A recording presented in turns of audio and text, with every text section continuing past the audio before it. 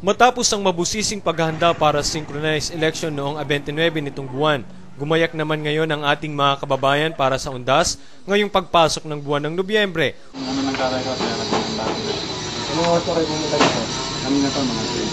Umpisa na ring naglilinis ng mga puntod sa sementeryo dito, pati na rin ang panininda ng mga bulaklak para sa undas, nakadisplay na rin sa mga pamilyang bayan dito sa Naga City.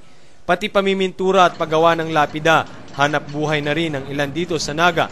Pag ganitong buwan, talagang okay yung ngayon, yung negosyong ganito. Laksang nagpagawa ng lapida.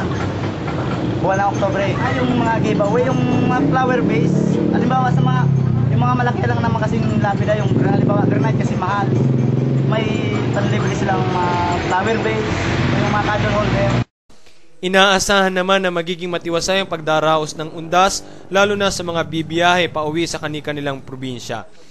Mula sa Naga City, Alan Manansala para sa UNTV News Worldwide. At ito ang balita.